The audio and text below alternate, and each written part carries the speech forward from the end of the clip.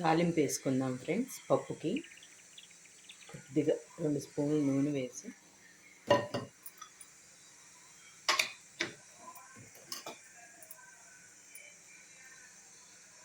కాగాక వెల్లుల్లిపాయలు వేసుకున్నాము.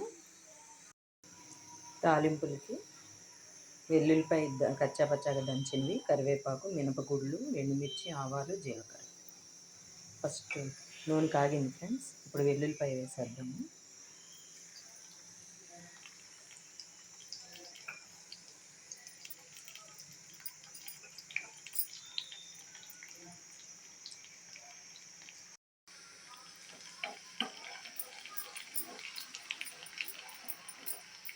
వెల్లుల్లిపాయలు వేగాక తాలింపు దినుసులు వేసేసుకున్నాం ఫ్రెండ్స్.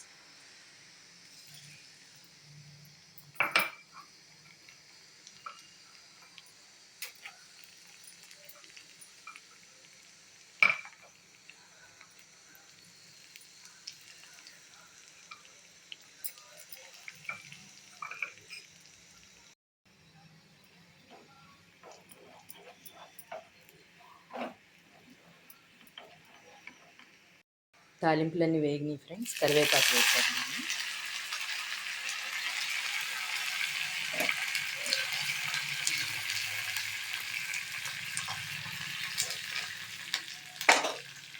కరివేపాకు కూడా వేగాక కొంచెం ఇంగువ వేద్దాము.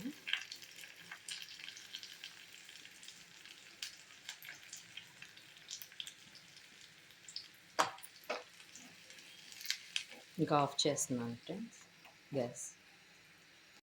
ఇంకా తాలింపు వేగిపోయింది ఫ్రెండ్స్. ఇంకా పప్పులో కలిపేసుకున్నాము. Cooker whistle తీద్దాము.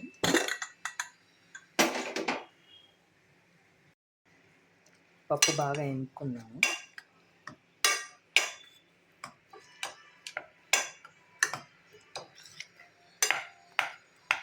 ఎక్కువ విజిల్స్ వస్తే ఇట్లా 12 రానిచ్చాను కాబట్టి బాగా మెత్తగా ఉడికిపోయింది ఫ్రెండ్స్.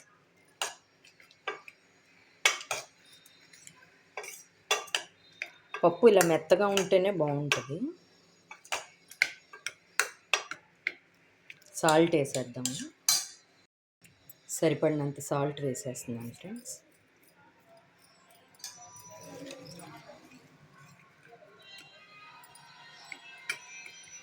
తాలింపు కూడా వేసేసుకున్నాను. తాలింపు కోసం ఇంకో వీడియో చేశాను అనుకోకండి ఫ్రెండ్స్. నేను పాజ్ నొక్కబోయి విక్కని స్టాప్ టచ్ అయ్యింది. అందుకని వీడియో స్టాప్ అయిపోయింది. సాల్ట్ వేసుకొని ఇంకా తాలింపు వేసుకొని మొత్తం ఒకసారి కలబెట్టుకొని ఒకసారి పొయ్యి మీద పెట్టుకుందాం ఫ్రెండ్స్.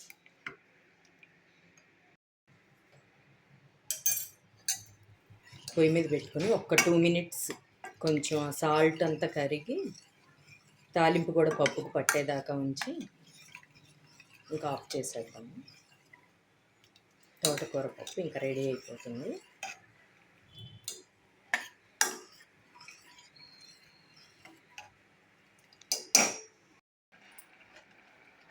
ఇలా బాగా ఉడికొచ్చాక ఒక 2 మినిట్స్ అలా ఉడకనిచ్చి ఇంకా ఆపేద్దాము.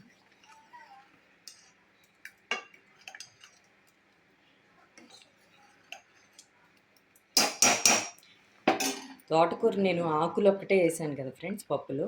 కాడలు కూడా నేను పడేయను. తోటకూర కాడల్లో చాలా కాల్షియం ఉంటుంది.